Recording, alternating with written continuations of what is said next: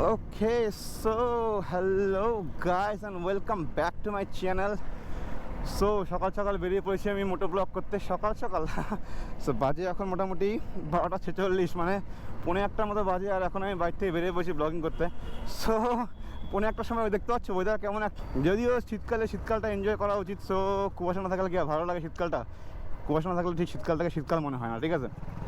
আজকে ভাবলাম যে কী নিয়ে ব্লগিং করা যায়, তো ভাবলাম যে তোমাদেরকে বলি যে আমার বাইকের অলরেডি টায়ার চেঞ্জ করা হয়েছে কিছুদিন আগে। সো ভাবলাম সেটা নিয়ে কিছু তোমাদেরকে বলা যাক। সো আজকে ভিডিওটা হবে আমার বাইকের টায়ার চেঞ্জের নিয়ে। ওকে,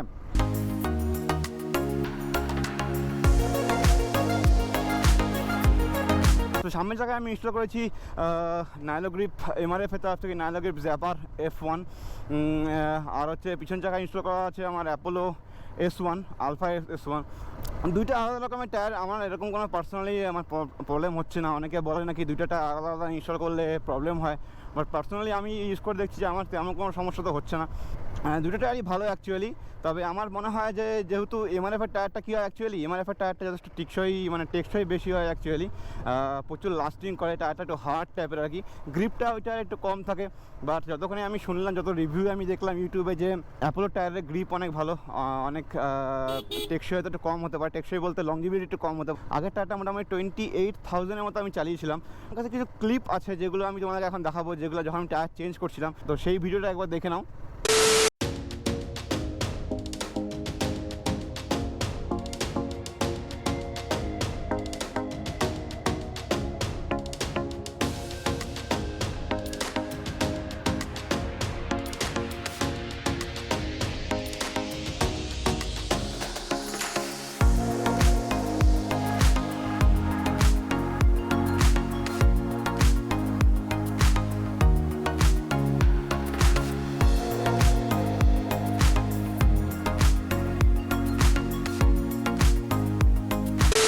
দেখা গেছে গাইস, পিছনের টায়ারটা এই মুহূর্তে যেটা আছে সেটা হচ্ছে অ্যাপোলো টায়ারের ক্ষেত্রে আমি যেটা বলবো কেন আমি টায়ার চেঞ্জ করলাম আর কেন আমি এমআরএফ টায়ারটা ইনস্টল করলাম না। দেখো, একটা সত্যি কথা বলতে, আমি যেহেতু পাহাড়ের দিকে যাই, পাহাড়ে কী হয় অ্যাকচুয়ালি প্রচুর পরিমাণে টার্নিং থাকে, আর সেখানে কিছুটা লিনও করতে হয়। এবার সেই ক্ষেত্রে কী হয়, যদি ভালো গ্রিপ না থাকে না বাইকে, সত্যি খুব প্রবলেম হয়। ভয়ও লাগে যায় মনের ভিতরে যে ভাই গাড়ি পড়ে না যায়। হ্যাঁ, এটা ঠিক কথা যে তুমি রোডে চালাচ্ছ, রোডের জন্য কোনো সমস্যা নেই। রোডে কী হয়, ম্যাক্সিমাম গাড়ি স্ট্রেট চলে, যেরকম এখানে স্ট্রেট চলছে। পাহাড়ের ক্ষেত্রে কী হয়, যেহেতু টার্নিং হয় প্রচুর, তো সেখানে কিছুটা গাড়ি লিন হবেই চাইলে, তো সেইখানে গ্রিপটা ম্যাটার করে। সো লংজিভিটি সেক্ষেত্রে আমার কাছে ম্যাটার করেনি। আমার কাছে ম্যাটার করেছে যে কতখানি গ্রিপ আমাকে সেই টায়ার প্রোভাইড করবে।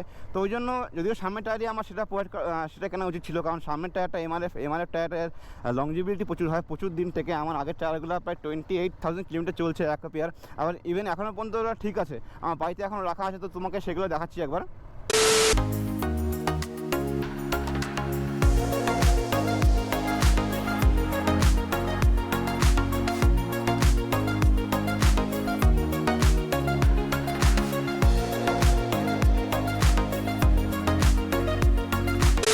যেহেতু টায়ারের গ্রিপের পরিমাণ বেশি দেখে আমি কিনেছি যে কোন টায়ারের গ্রিপ বেশি হবে, তো সেই হিসেবে দেখতে গেলে তো আমার সামনের টায়ার এমআরএফ কেনাটা উচিত হয়নি। বাট আমি এমআরএফ কিনেছি এই কারণ সেই মুহূর্তে অন্য কিছু পাওয়া যাচ্ছে না। বাকি পেয়ারের দাম তোমাকে বলে দিই, সামনের চাকার দাম মোটামুটি নিয়েছিল আমার কাছ থেকে 1300 টাকার মতো, আর পিছনের টাকা নিয়েছে আমাকে 1600 টাকার মতো।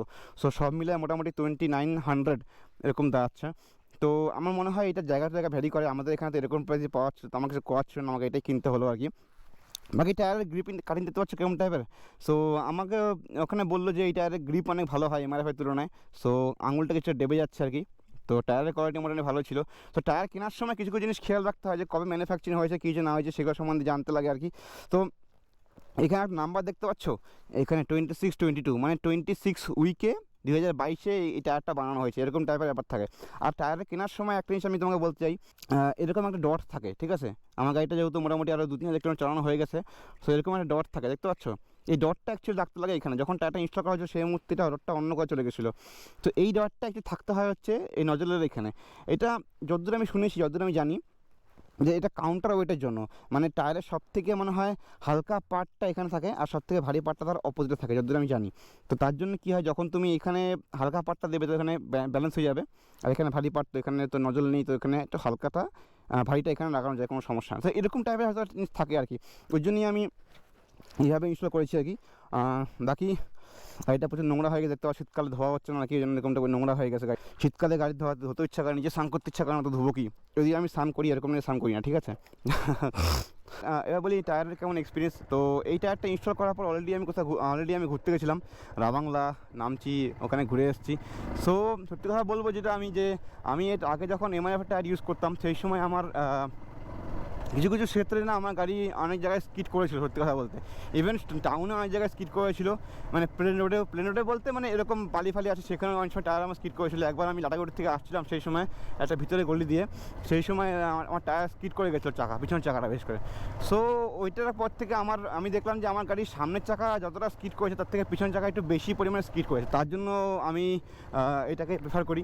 আর এর থেকে ভালো ভালো টায়ার অলরেডি আছে, যেরকম মিশলিন এরকম একটা আছে, সেগুলোর যেহেতু দক্ষিণে একটু বেশি টাকা একটু বেশি লাগে, তো অত টাকা বাজেট ছিল না আমার পকেটে, যার জন্য আমি এটাকে প্রেফার করলাম আর কি।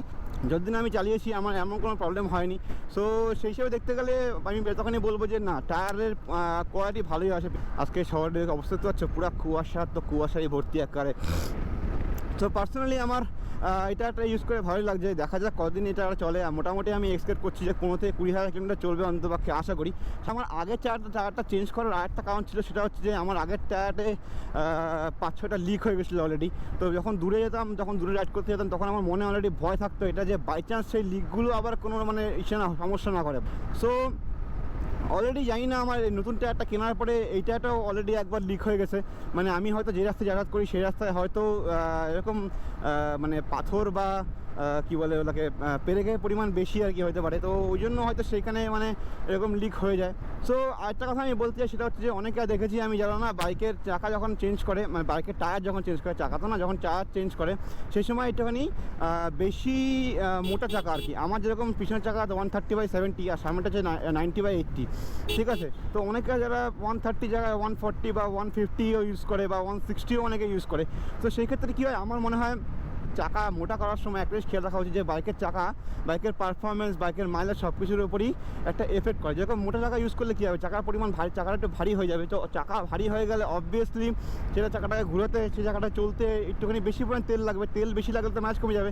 সো আমার মনে হয় কোম্পানি যেটা রেকমেন্ড করে, যে হুইল সাইজ কোম্পানি রেকমেন্ড করে সেই হুইল সাইজই ভরানো উচিত, না তো মাইলেজের উপরে এফেক্ট পড়তে পারে।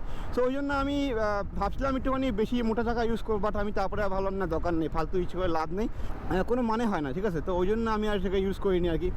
আরে ভাই এরকম রাস্তা চলাচল করলে কী হয়, এখানে বেশি পরিমাণে মানে পেরেক থাকে, সত্যি কথা বলছি। এখানে কনস্ট্রাকশনের কাজ চলছে না, সেখানে এরকম টাইপের হয়েই থাকে।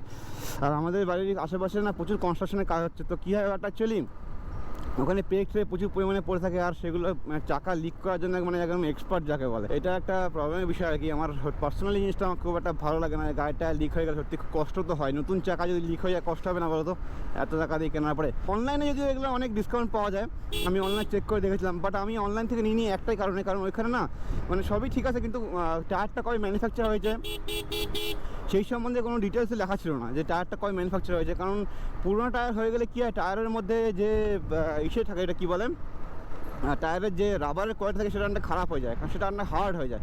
তো যদি হার্ডই হয়ে যায় অলরেডি, তাহলে সেটা নিয়ে কী হবে, লাভ কিছু হবে না। অলরেডি সেটা গ্রিপ তো অলরেডি কমে গেছে। আমি অফলাইনে কিনলাম, আর অফলাইনে কেনাই ভালো, ইনস্টল করতেও ওরকম অনেক সময় টাকা নেয় না। যেমন আমি যখন ইনস্টল করেছি আমার কাছে 1 পয়সাও নেয়নি ইনস্টল করতে।